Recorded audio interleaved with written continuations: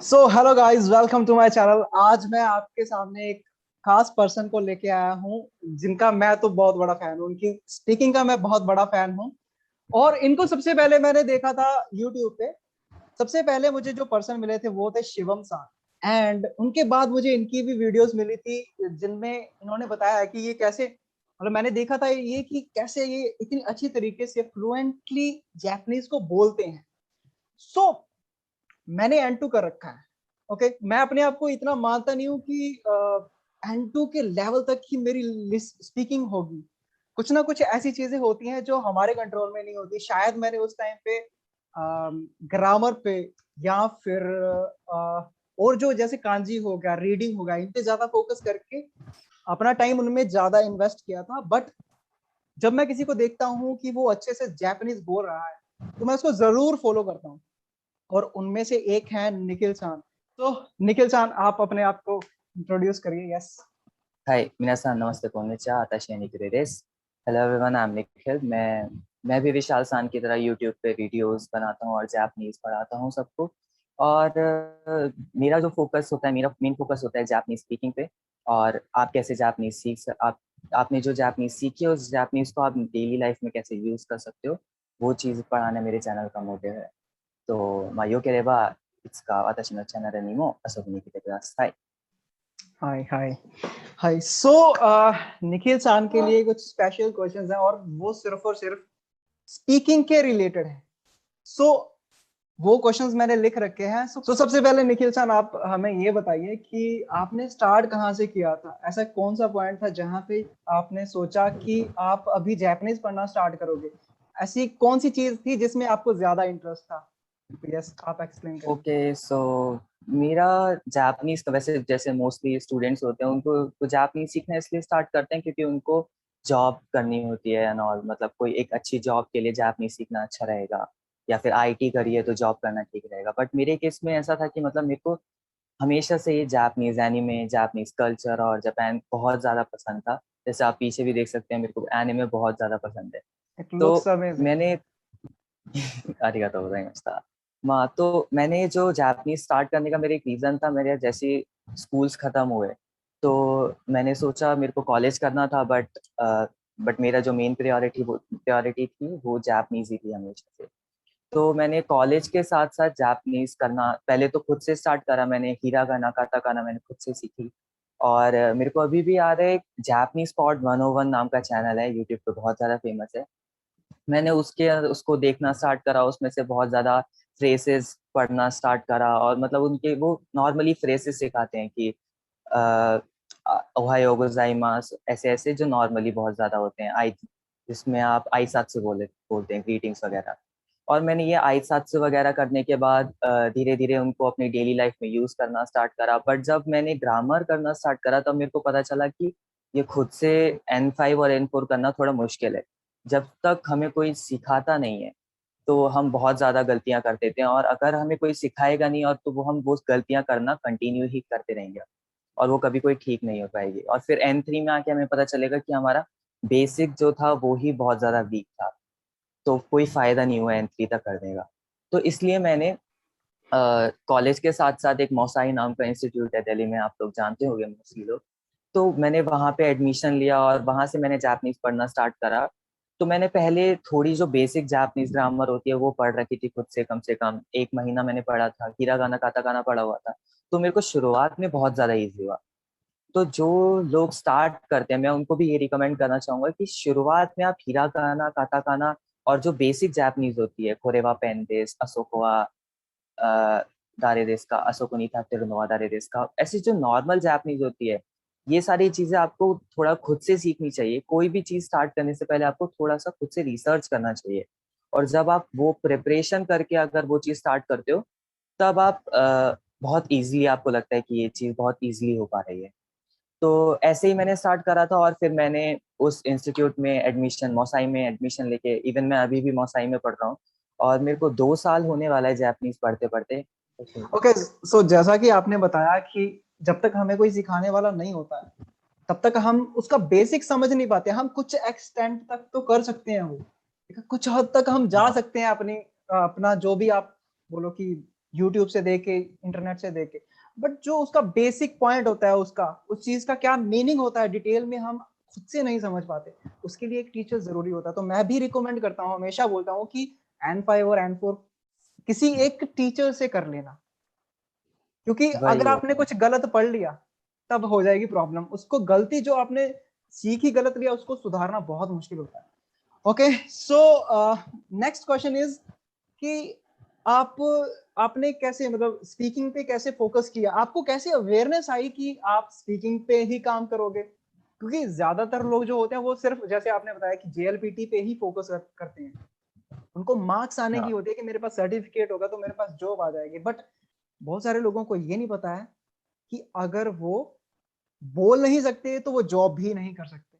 But एक interview idea में होता आपको है, बोलना पड़ता हाँ एक आइडिया होता है, अवेयरनेस होती है कि आपको पता है कि मेरा पॉइंट ये है, मुझे यहाँ तक जाना है, और वो पॉइंट स्पीकिंग है। तो मतलब कहाँ से स्पीकिंग की स्टार्ट, कहाँ से हुई स्पीकिंग, कहाँ से स्टार्ट किया आपने? है। एक्चुअली जैसे अभी आपने बताया विशाल सांग की, मतलब बहुत सारे लोग होते हैं वो JLPT को फोकस करते हैं क्योंकि उनकी प्रायोरिटी होती है एक जॉब, अच्छी जॉब मिलना। और जॉब के लिए JLPT का सर्टिफिकेट बहुत ज्यादा जरूरी है, जैसे सबको पता है। बट जो उस एक और स्टेप होता है वो होता है इंटरव्यू को क्लियर करना। और इंटरव्यू को क्लियर करते वक्त अगर आपको स्पीकिंग नहीं आती है तो आप बहुत ज्यादा गंदा वाला फंसने वाले हो। तो क्योंकि इसमें स्पीकिंग अगर आपको नहीं आती है तो आप सामने वाले को बता नहीं सकते कि आपको कितनी। हाँ, तो मैंने स्पीकिंग स्टार्ट करने का मेरा एक रीजन ये था कि मेरे को कभी भी JLPT के बारे में शुरुआत में मेरे को इतना पता नहीं था। और मेरे को हमेशा से एक ऐसा मेरा ड्रीम था कह सकते हैं आप कि मेरे को एक जापानीज की तरह बोलना है। मेरे को हमेशा से यही था कि मेरे को अच्छे नंबर वगैरह कुछ नहीं चाहिए, मेरे को JLPT कुछ नहीं चाहिए, मेरे को बस जापानीज की तरह बोलना है। तो और मेरे को एनिमे इतने ज्यादा पसंद थे, मेरे को बिना सबटाइटल्स के एनिमे देखना है, जापानीज की तरह बोलना है। इन सारी चीजों ने मेरे को हमेशा से मोटिवेट करा है कि मेरे को जापानीज सीखना कंटिन्यू करना है।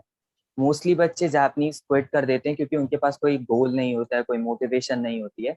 तो एक स्पीकिंग मेरे इतना बड़ा गोल था कि मेरे को इसको अचीव करना है, तो इसके लिए मेरे को मेहनत करनी पड़ेगी।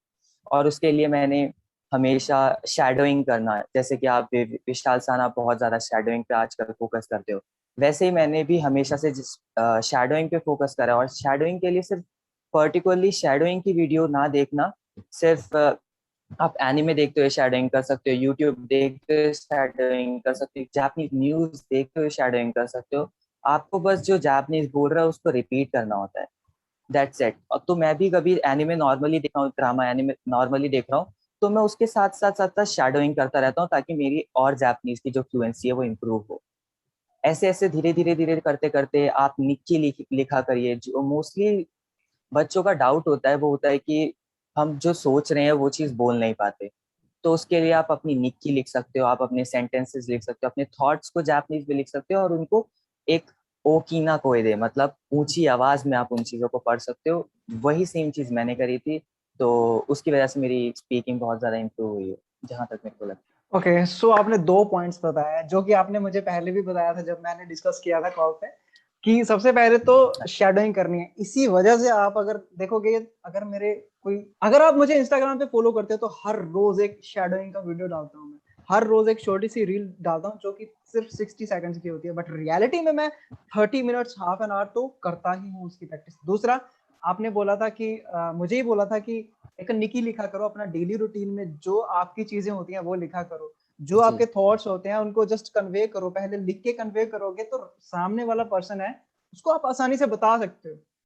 और हाँ, लिखने वाला काम मैंने कम किया है एज कम्पेयर टू स्पीकिंग वाले पे, वो भी मैं उस पर भी ज्यादा ओके, अभी फोकस करने ही वाला हूँ। ओके, सो कोई और पॉइंट है जिसको आपने प्रैक्टिस किया और इतना अच्छा आप मतलब बोलने लायक हो गए, जापानीज को बोलते हो? तो एक सबसे इम्पोर्टेंट पॉइंट है मेरा कि एक कहूँ या दो कहूँ, वो बहुत ज्यादा इंपॉर्टेंट पॉइंट है अगर आपको जापानीज में अपनी फ्लुएंसी को इम्प्रूव करना होता है। तो पहला पॉइंट है कि आपको एक लैंग्वेज को कंटिन्यू करने के लिए कोई मोटिवेशन होनी चाहिए। आपको ऐसा इन्वायरमेंट होना चाहिए आपके पास, क्योंकि हम लोग जापान में जाके जापानीज नहीं पढ़ रहे हैं, जो सबसे बड़ा पॉइंट है। तो हमें अपने इन्वायरमेंट को जापान जैसा, जापानीज जैसा इन्वायरमेंट बनाना पड़ता है। जैसे मेरे को जो जो चीजें पसंद है मैंने अपनी जैसे वॉल पे लगाई हुई है। और सिर्फ ये चीजें नहीं है, साइड में कांजीज, और जैसे आप देख सकते हैं स्टिकी नोट्स, तो वो सारी चीजें अगर आप डेली लाइफ में कांजीज देखते हो और डेली लाइफ में ऐसे ऐसे आप जिन चीज को एडमायर करते हो, उन चीजों को देखते हो, तो आपको कंटिन्यू करने के लिए एक होप मिलती है और एक बहुत ज्यादा मोटिवेशन मिलती है। और एक बहुत ज्यादा छोटा स्टेप होता है, आप अपने फोन की लैंग्वेज को जापानीज में कन्वर्ट कर सकते हो। उससे क्या होता है, आप डेली डेली जापानीज देखते हो और डेली, इवन दो आपको कांची समझ आए या ना आए। मेरे को भी कभी भी, मैंने जब N5 में शुरू करा था, मैंने तब से ही अपने फोन को, आज 2 साल होने वाले हैं, जापानीज लैंग्वेज में कन्वर्ट करे हो। आप लैंग्वेज चेंज कर लीजिए इंग्लिश से जापानीज में। उससे मेरे को शुरू में कांजी समझ नहीं आई थी, बट धीरे धीरे धीरे धीरे फोन को यूज कर करके बहुत दिक्कतें भी आती हैं। तो बट उनको अगर आप कंटिन्यू करके रखोगे, तो इन छोटे छोटे स्टेप से आपकी बहुत ज्यादा हेल्प मिलेगी आपको, आपकी स्पीकिंग में भी, आपकी रीडिंग में भी, और आपके कंटिन्यू करने के लिए एक मोटिवेशन मिलेगी। और जो दूसरा पॉइंट होता है आपको स्पीकिंग के लिए स्पेशली इम्प्रूव करने के लिए, वो होता है, आप कुछ भी, आप शार ले रहे हो, आप कोई भी घर का काम कर रहे हो, आप अपने आप से बात करना स्टार्ट कर रहे हो। जब तक आप ये चीज नहीं करोगे, क्योंकि हमारे पास कोई पार्टनर नहीं होता है, हमारी पेरेंट्स को जापानीज नहीं आती है, हमारे फ्रेंड्स को जापानीज नहीं आती है, सिर्फ हमारा एक टीचर ही होता है उस क्लास में जिसमें हम बात कर सकते हैं जापानीज में। तो उसके लिए आप क्या कर सकते हो, अपने आप से बात करना स्टार्ट करो। इवन मैंने भी बहुत ज्यादा, मेरे घर वाले बोलते क्या पागल पागल है ये कुछ भी खुद से बड़बड़ाता रहता है। बट आपको क्या करना होता है कि खुद से आप बोल सकते हो हमेशा। आप ऐसा इमेजिन कर सकते हो कि आपने किसी ने आपसे कुछ पर्टिकुलर क्वेश्चन पूछा और आप उसका पर्टिकुलर रिप्लाई क्या दोगे। उसको आप अपने माइंड में आप बार बार सोच सकते हो। जितना लंबा क्वेश्चन आप सोच सकते हो, उतना सोच सकते हो, उतना आप बोल सकते हो। और जितना आप ये चीज करोगे रिपीट कर करके, तो आपकी जापानी स्पीकिंग 100% इम्प्रूव होगी। ओके ओके, हाँ आपने मुझे एक किस्सा भी सुनाया था कि आप मामा आपके थे वो रसोई में कुछ खाना बना रहे थे, तो आप देख के बोल रहे हो हम्म। ओइशी सो दिसने, ओइशी सो दिसने, ये टेस्टी लग रहा है ना। तो हम्म। इस तरह के वर्ड्स आप ये प्रैक्टिस करते रहते हैं। हाँ, यस यस। हाँ, ये हमेशा का ही है। मैं इवन, मेरे पास कैट है, मैं उसको भी बोलता हूँ, नानी स्टेर नो ओना कसईते नाई नो, मतलब कि आप क्या कर रहे हो, आपको भूख तो नहीं लगी। मतलब हर जितना आप जापानीज आपने पढ़ी है, उसको आप ट्राई करो डेली बेसिस पे यूज करने का।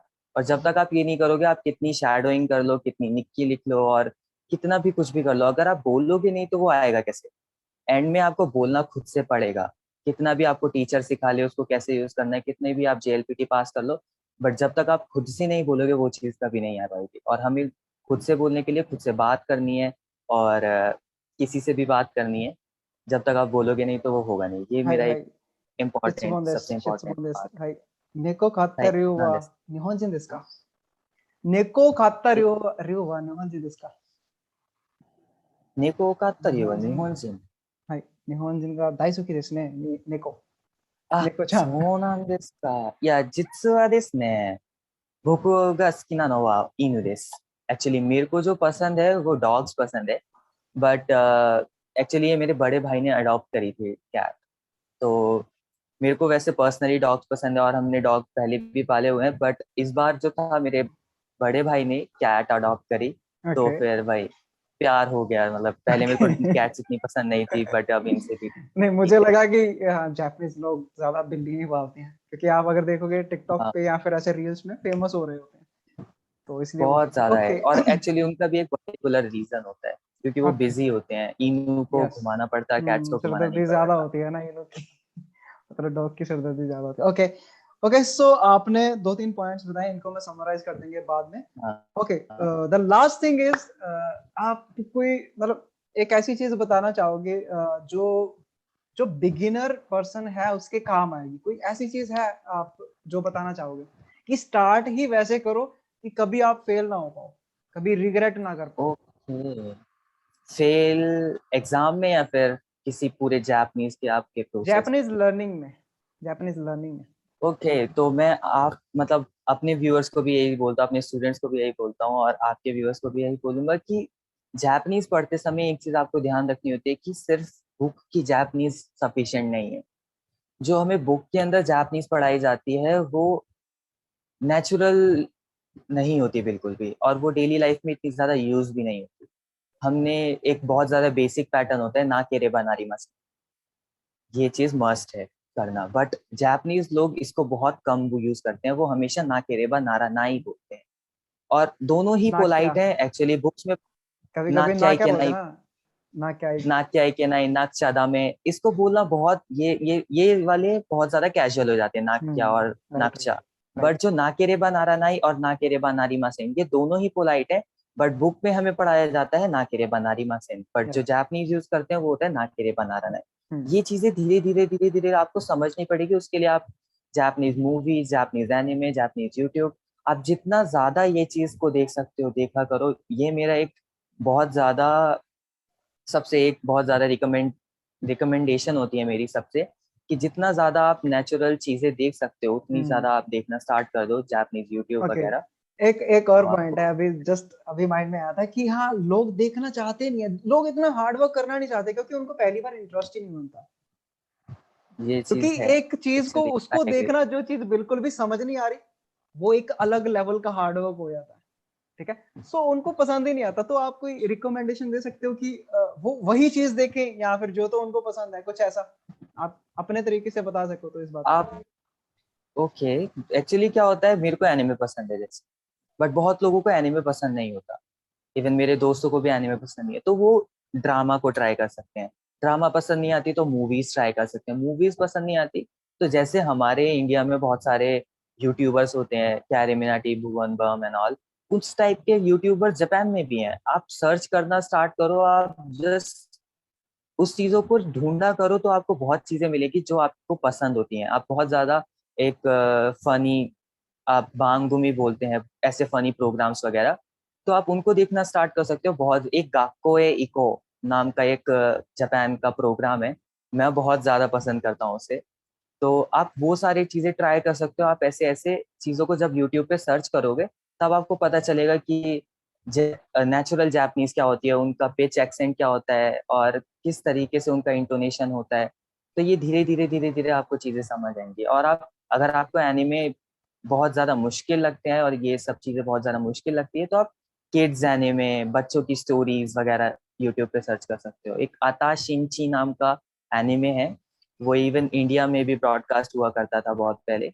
तो आप उसको जापानीज में देखना स्टार्ट कर सकते हो। वो बहुत ज्यादा इजी होता है और बहुत ज्यादा इजी जापानीज यूज होती है। इवन मैं भी उसको देखता हूँ उसको बिना सबटाइटल्स के देख सकते हैं। और बाकी एनिमे और बाकी ड्रामा को आप सबटाइटल्स के साथ भी देख सकते हो। Okay okay okay. So finally मैं एक बार समराइज कर देता हूँ सारे के सारे पॉइंट्स को, कि सबसे पहला पॉइंट जरूरी ये है कि आपको शैडोइंग तो करनी पड़ेगी। ठीक है, शैडोइंग करने से क्या होगा कि आपकी जो हलकलाहट होती है, जुबान चलती नहीं है, कोई वर्ड्स आपको बोलने नहीं आते हैं, वो आपका दूर हो जाएगा और काफी सारे आपको पैटर्न्स वहां से मिल जाएंगे जो आप रेगुलर लाइफ में यूज कर सकते हो। सेकेंड थिंग इज, आपको निक्की लिखनी पड़ेगी, निक्की डायरी लिखनी पड़ेगी।